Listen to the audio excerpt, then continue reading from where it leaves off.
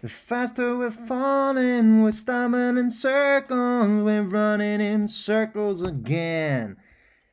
Hello, everybody, and welcome to episode 4 of Scriptwriting for Beginners.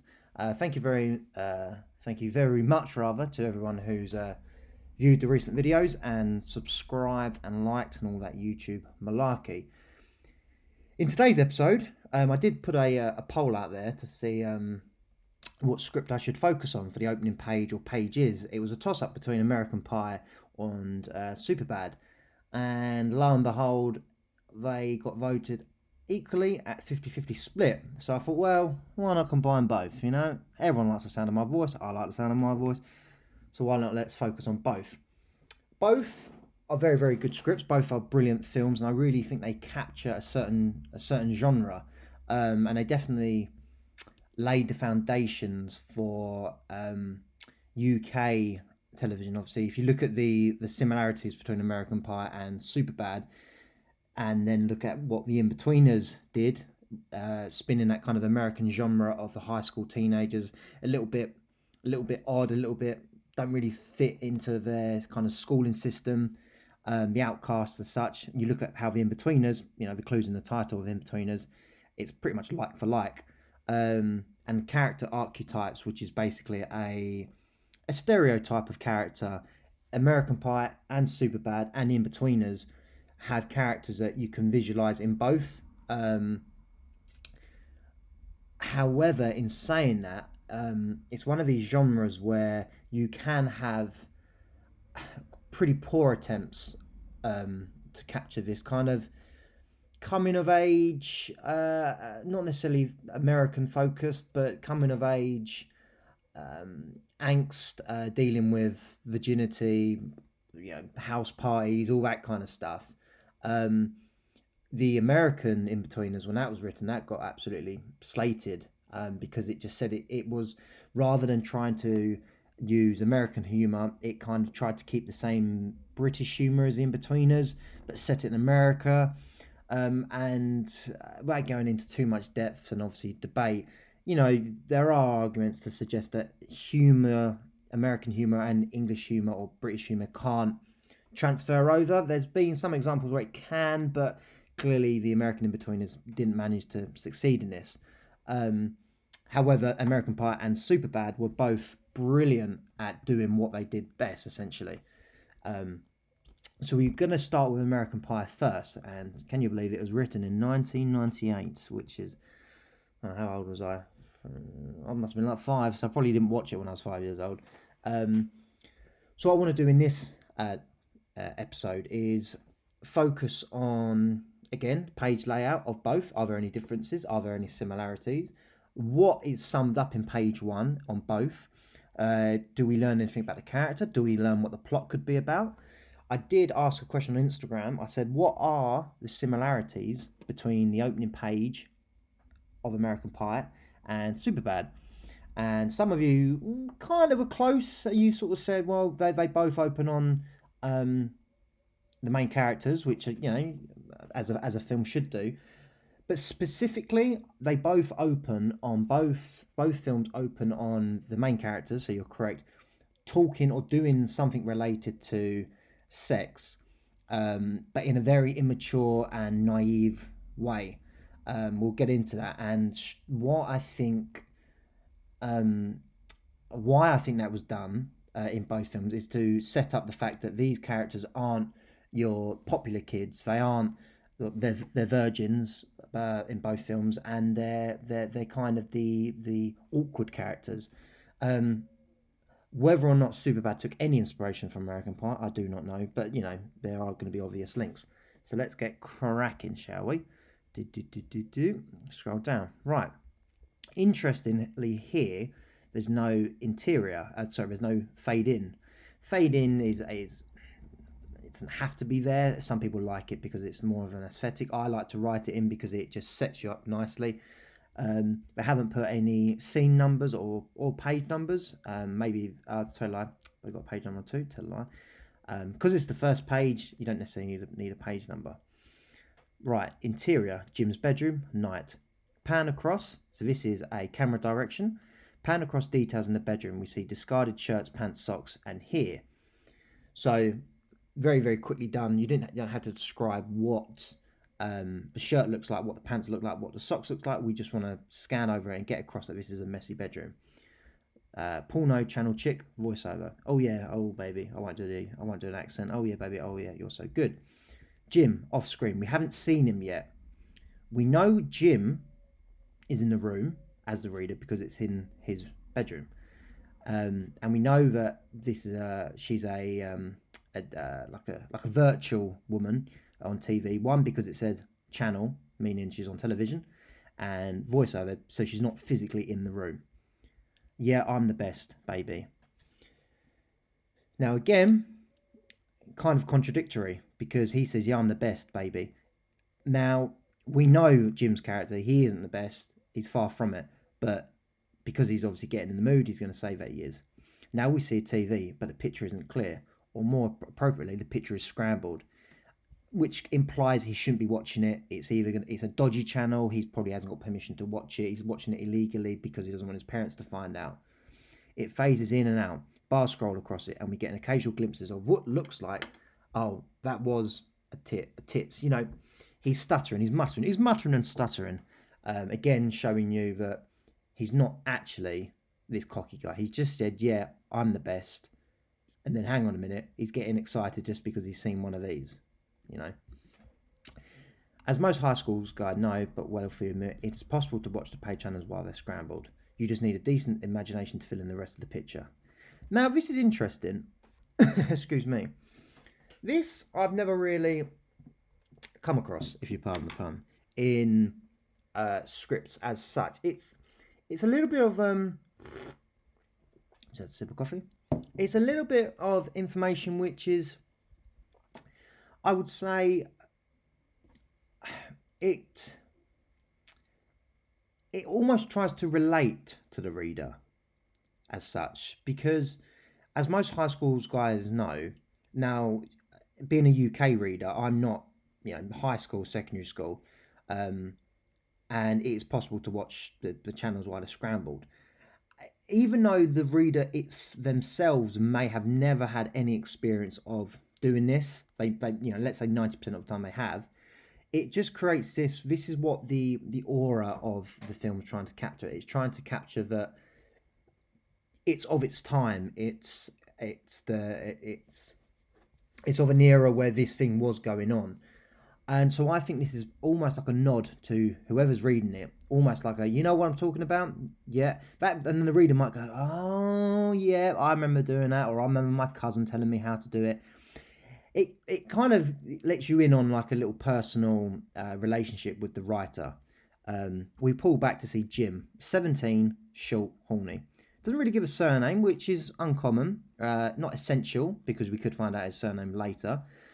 Short, horny. Horny, normally I would only describe what he's like overall throughout the whole film. Now, this is my interesting point.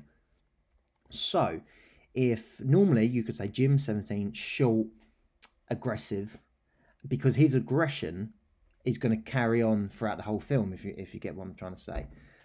Horny, is it because he's only horny in this one particular scene, so it's more of a stage direction for the actor and for the reader, knowing that, right, in this particular scene, he's horny, or is it they're saying throughout the whole entire film, he still possesses this horny quality, which I think is the case, which is very, very interesting, because you don't normally use these sort of adjectives to describe a permanent state of mind. It's a very, moment by moment. You're horny in one moment and then you're horny in not in a moment. Whereas if it was something like aggressive or kind, that continues throughout the film until something changes it. If it, he goes from being kind to nasty or nasty to kind. So I think they've done that on purpose to keep the reader knowing that this whole film is about this guy who is just horny. He's 17.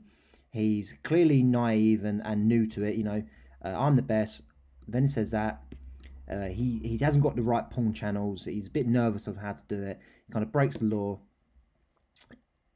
So this is his state of mind for the whole film, which I think best sums up American Pie. Straight away. Give it to me. Yes, yes, yes. Oh yeah, baby, I'll give it to you.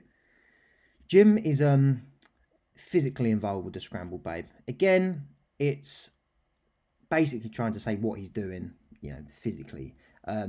Some scripts, if you remember from The Wolf of Wall Street script we analysed, Terence Winter was very, very graphic. I think he said that, the woman had her mouth in blah, blah, blah, blah, blah. In this, I think because even though the film is just as much about sex as Wolf of Wall Street has, and there's, there are scenes where it is quite crude, this is meant to be more, how does a 17-year-old view sex as opposed to Wolf of Wall Street people? So you don't have to state what it is. For this sort of film, our imagination and what we don't see is more funny rather than actually seeing it. Wolf of Wall Street, any sort of sex stuff that happened in Wolf of Wall Street wasn't there to make us laugh. It was there to show you Jordan's character. It's the same thing with this. It is to show Jim's character because obviously what he's doing, but also because we don't see it, we gain laughs from not being able to see it. We tilt down to see a small multimedia presentation next to Jim. Cosmopolitan is open to a sexy model, and a yearbook is open to the girls' swim team section, and dictionary says Jim open to vagina listing, accompanied by a big vagina diagram. That, for me, is fantastic. That really, really sums up his state of mind again. So we've just established that he's horny. Now, not only is he watching this video, this woman on the TV, he's got all this extra material. One of them is a magazine which mums read, but he's found a picture which to him gets him in the mood. He opens up his yearbook, so obviously he's thinking about girls he goes to school with, and then a dictionary open to vagina listing, opened by a diagram. Now, what more evidence do you need to have to know that this guy isn't a flipping best? He's not the best. He's not. Don't you love my sexy body? I do, baby, I do. He frantically looks around and grabs a tube sock off the floor. You're so big. Yeah, that's right. So, taking this one page alone. Now, bearing in mind, this is about a minute, if you read it, in terms of filming it, probably about 20 or 30 seconds. We've gone from the start of it, if we were here, you could be mistaken for thinking that this could be about a guy who is a Casanova type character. As we keep reading down, this then gives it away that he's actually a little bit more excited than he's letting on. This gives us a nod to the reader to let us in on the fact that what the era of when this script was being written. This, not only is it a character description, sums up almost the entire vibe of the film. Then we go back to him trying to be cocky and confident. However, it's then contrasted by all the extra material he's got. This bit shows you that he is geeky, naive to sex. This bit shows you that his material, not only does he have to watch porn for a dodgy channel that scrambles, his only actual physical material is a magazine which your mum buys because it's not porn. It's like thinking about any woman with her clothes off, essentially.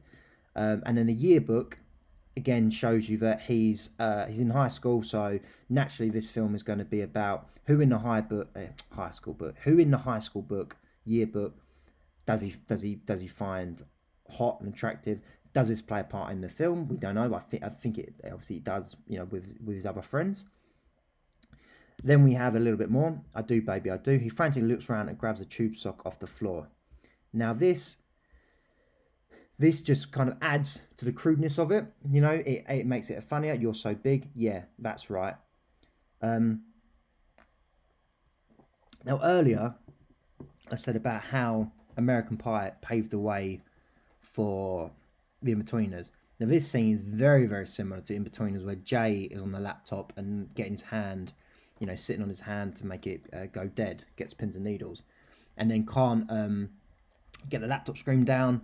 And then I think you have it in the movie where he's watching porn and he's got to enter his credit card details.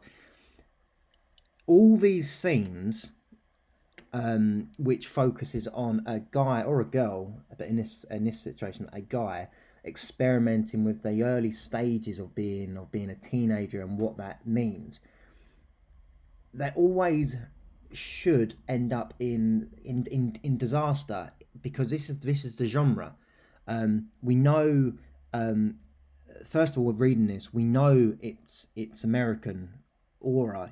I mean, not regardless of the title, the fact it's called American Pie, but the high school, the yearbook. Not many English schools do any of that. So I think on the basis of that, we already know that this is going to be like a high school American film based around sex, based around experimenting, based around. Is it going to be a dramatic version of someone experimenting with the sex? No, far from it, because we've already established the comical elements of it. And then it ends on, yeah, that's right. And then we're going to take to rather than going to page 2, because this whole scene does pan out, and eventually the big reveal is his dad. I think it's his dad or his mum walks in, and his mum walks in first, and then his dad walks in, and completely messes up his moment. So what we've done here is we've established already he's naive and experimenting. How worse can it get? We'll soon find out. Let's go to Superbad. Interesting that it's done by Seth Rogen, and the characters, obviously, that's the character names in it. I did read somewhere that they actually wrote this screenplay when they were, I think, in high school still, when they were about 17 years old, and then just rejiggled with it. And I think the difference between Superbad and American Pie is American Pie had this. You were kind of jealous of the American Pie lifestyle. Even the way it was filmed and the music scores, American Pie did a fantastic job of summing up an era. Now, that was just fortunate that it happened to come around in the time that it was created in. But you have this sense of friendship and road trips and high school.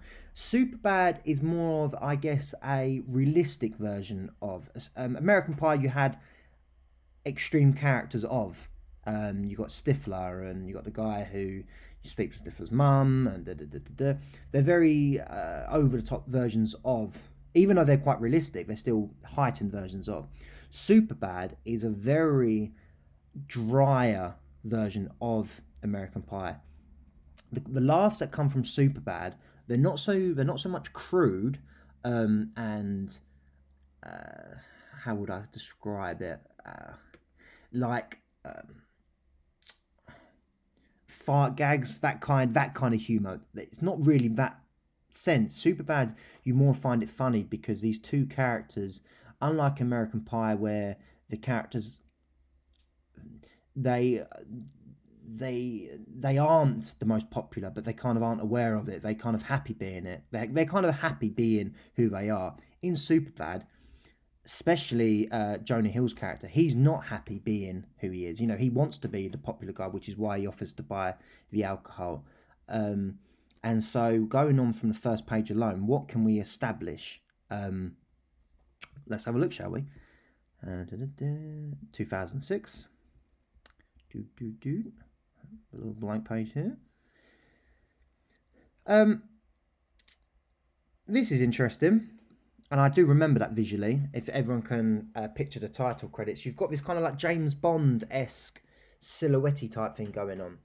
Opening credits over super funky blaxpolation style music. I assume that's just like very exaggerated funk music, which builds an exciting crescendo, filling us with expectation of thrilling action-packed opening sequence. Yeah, brilliant. So what they've done here is they subverted the audience's expectations. Now, I do remember watching this for the first time and having a friend of mine put it on DVD and just said it was a film called Superbad, and I don't know why he even had it on. Excuse me, just have another coffee. And I remember thinking it was going to be it had a very 70s feel, like a Shaft or Jackie, is it Jackie Rose? Jackie Rose? The Quentin Tarantino one, yeah. um, maybe a criminal film or a police drama.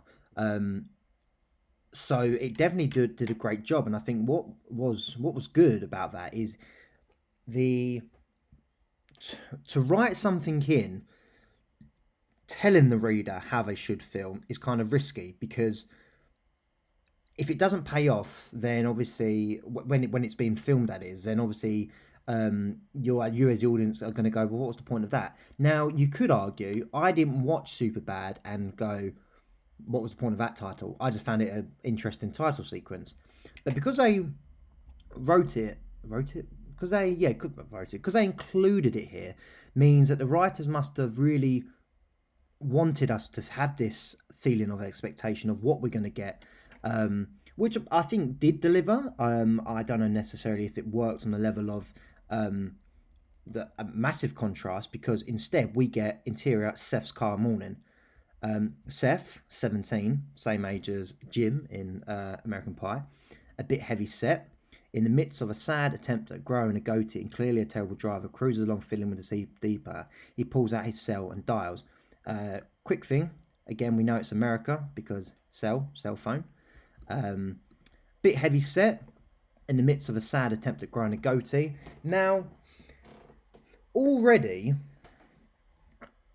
when you read this, trying to take away the knowledge of what we know about the film and who and what the film was about and how it pans out and who plays the characters, do we get the impression that Seth is, even if he's a bit heavy set, do we get the impression that he's a jock, or because he's heavy set, plays in American football and even though he's big, he's still a good player? Not really. And there's a couple of reasons why I say this. Because one, why would we say, which builds an exciting crescendo, filling up with the expectation of a thrilling, action-packed opening sequence, instead we get boom. It's the contrast of, if you wanted to make Seth's character popular and funky like the music, you wouldn't write instead we get, because that's alluding to some sort of contrast. A bit heavy set, meaning he's not too overweight, he's just obviously a bigger guy, in the midst of a sad attempt at growing a goatee. Now, a couple of things again. Growing a goatee, not many people rock a goatee, especially at the age of 17. I mean, you barely have facial hair, so when you attempt to grow facial hair, why is a goatee the first thing you try to grow? So is this because Seth doesn't know what to do? He's just thinking, I'll grow a goatee because it looks cool.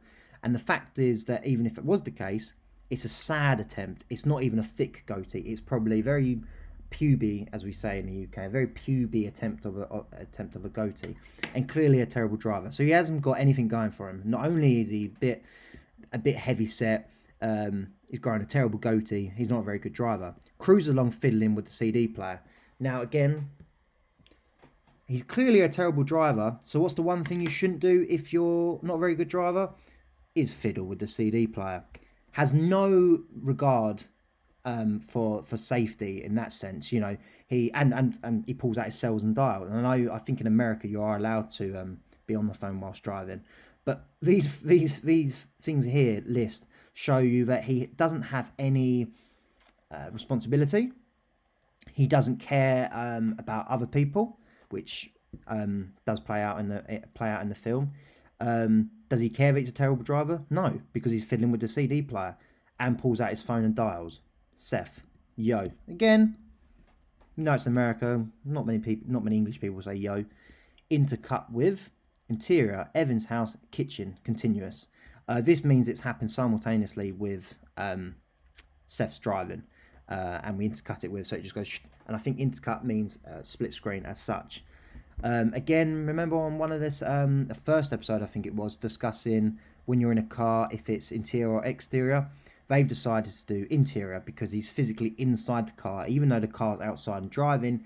He's in something that has walls, regardless of it being a car. Evan, again 17, a little too tall and slim, a boy who clearly never figured out how to style his hair, is finishing off a bowl of cereal. He is on his cell phone. Again, fantastic. Contrast, a bit heavy set, a little too tall. Make your mind up, but it's fantastic because you're creating this odd duo. You know, a little too tall means that most guys would prefer to be tall than a bit heavy set, but in this case he's a little too tall. Now what's too tall? Implying that he looks too tall for his age. He looks gangly. He looks not comfortable being tall. Seth, a bit heavy set. Does he mind being heavy set? I mean, if he's driving terribly, does he really care about anything? Is he just happy being who he is? A boy who clearly never figured out how to style his hair is finishing off a bowl of cereal.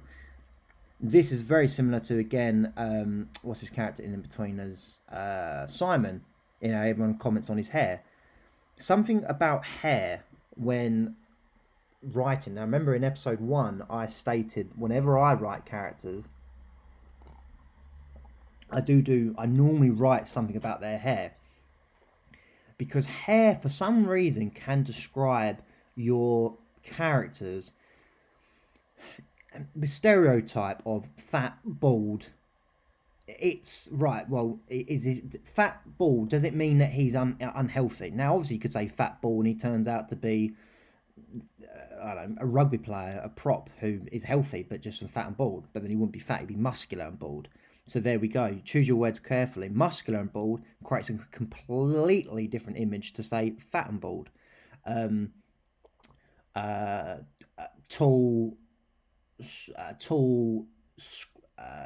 scruffy, long hair, baggy clothes. You get the impression that he's could be a skateboarder. Hair does do a lot to sum up a character. Now, the fact that he never figured out how to style his hair implies that he goes through the effort of trying to style his hair. He's just not very good at it. Same thing with Seth. He tries to grow a goatee, but just isn't very good at it. Difference is here, you can't help being bad at growing a goatee because it's your facial hair type, but you can help being a terrible hairstylist because you just, use a different product or ask somebody. He's finishing a bowl off a cereal. He's on his cell phone. What's up? I was doing some research last night for next year, and I think I'm going to go with Bang Bus. Which one's Bang Bus? The one where they bang the chicks on the bus, $13 a month, total access live webcam feed, the works. It'll be like I'm the boss, banging them myself. Now, how this links to American Pie? Both opening pages focuses on sex and cringiness and guys who aren't very good at it, high school guys who are discussing it. Jim was watching porn on a dodgy channel with the TV scramble and all this material. Seth here, they're discussing what one they're going to go with.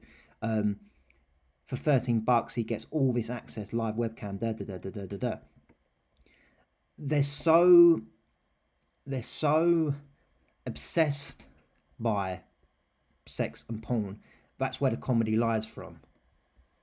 That stuff's BS. They're all faking it, and plus your parents are they're gonna look at the bill. Now, character differences. Seth clearly is more into it than Evan because he's the one that's doing the research.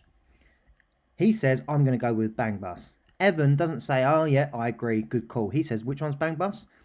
Implying that there's been more than one. They've been researching a lot because otherwise you don't say, I'm going to go with Bang Bus and say which one if you've only ever been discussing one, if that makes sense. So he says, which one's Bang Bus? Meaning that Evan, that sort of information to Evan just slips his mind straight away. He then says, the one where they bang the chicks on the bus. $13 a month, total access.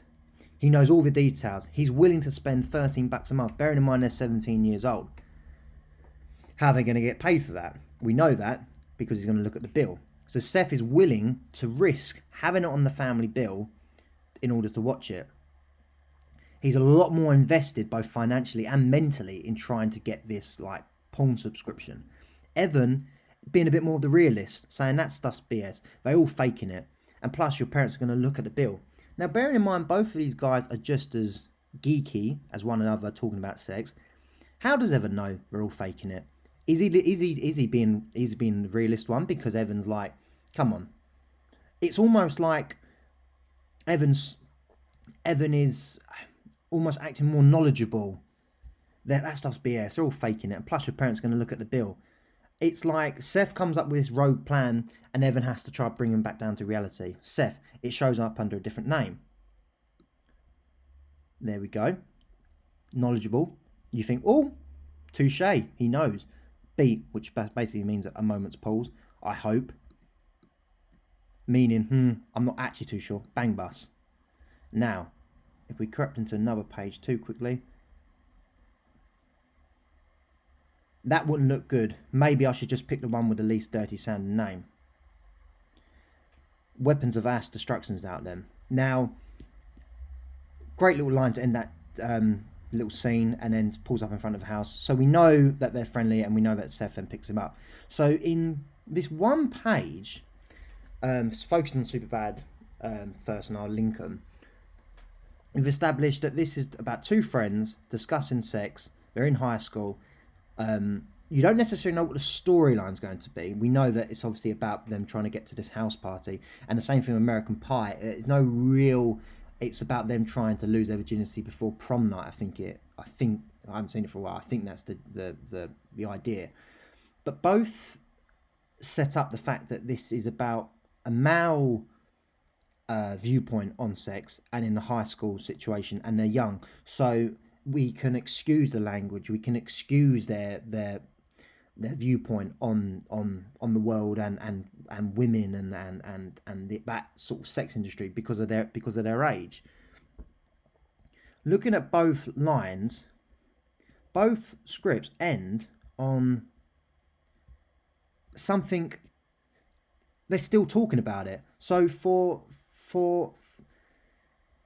an opening script to both for both opening pages to have scenes where it's about the main character or characters investing their time and efforts into some sort of sex-related thing, must mean that the film is going to be heavily about sex, which both films are. And learning from these examples, my point is, whatever you describe in the opening page has to kind of relate to your overall arc. So in American Pie, the opening page is he's talking about porn and doing, investing his time and efforts into porn. Now by the end of by the American Pie, let's have a little look. Let's get right.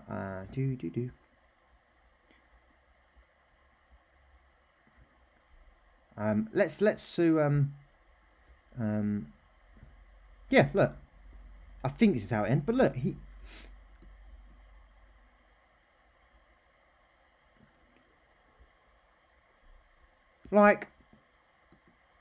the whole film just goes full circle.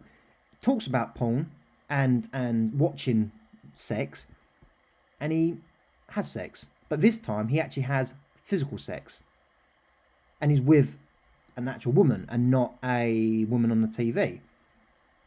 That is one lucky man. Now we know throughout the whole film he isn't lucky, because he actually is quite unlucky. But the contrast, he knows how to treat a woman. Well, does he? Because in the first scene, he's the most dopiest, cringiest guy ever. But now you fast forward at the end of the film, and he's almost viewed by these two guys as an expert. And this bit obviously links into one of the scenes, some sort of dancer, because again, when he's on the webcam. Now, if we do the same thing with Superbad, fast forward to the end and see how it relates to the opening scene. That's obviously to do with a later scene. Let's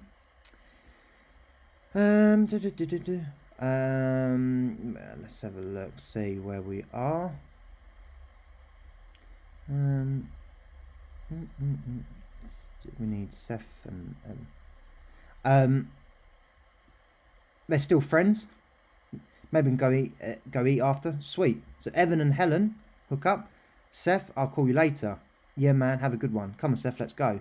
Jules pulls Seth away. Evan and Helen start walking in the opposite direction. So, perfect. There we go.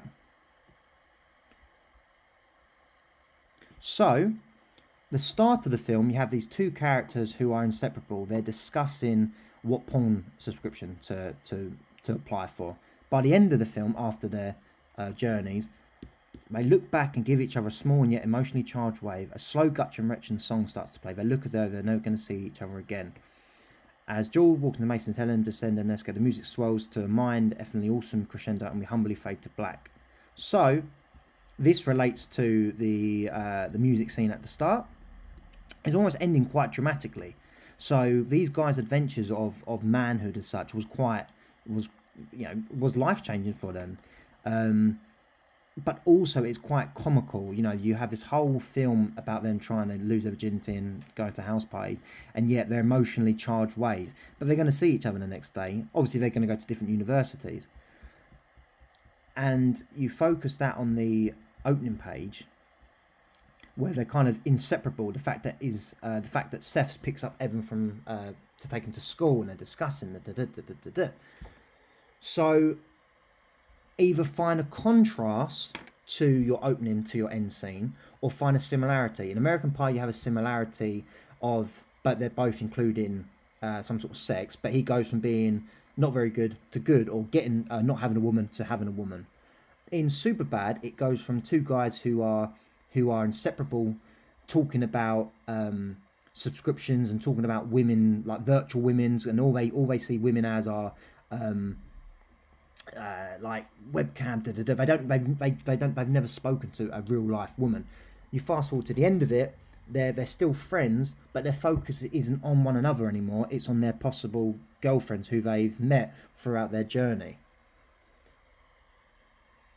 So to wrap it up again, without waffling on too much, I think, considering both pages are almost similar in length, we've established characters in such a brilliant way. I think, personally, I think Superbad's script reads better. I prefer the character descriptions, and I think the dialogue is a lot more more teenager-ish. It kind of gets the impression that how the guys would speak. Now, maybe that's because the writers did write it when they were the age and touched it up and made it kind of read even better. Whereas American Pie is a lot more precise. But hopefully you enjoyed this session. It was remarkable when you go through it. I mean, I always do these videos pretty much off the cuff, and I go through the videos with you guys as I'm reading through it. So anything that I pick up is more off the top of my head. But it just goes to show that the way I read a script is no different from how a professional script reader for a production company reads a script. So you, as the writer watching these videos, if you think, I wonder how my script is going to be viewed by an industry reader, well, best thing you can do is print off the script or save it as a PDF and go through it like I'm going through. And everything you write, it seems quite irritating to say everything you write has to be there for a reason, but either everything you write, dialogue, obviously everything you have to say moves the story on, but anything else like actions and scene directions either has to be to contrast something, to add to a character, or just or tells us something about the story subliminally. So with American Pie, you had the little wink and nudge to the reader about the American Scrambled channel, like, oh, every guy's done it. In Superbad, we have this contrast of he's a terrible driver but cruises along fiddling with a CD player. Now you as the reader read it, and he could have just said, and clearly a terrible driver. Give us example of why he's a terrible driver. Because he's cruising along with fiddling with the CD player, he pulls out his cell and dials. Whilst he's driving, he doesn't care about driving. He's too busy talking about this porn subscription.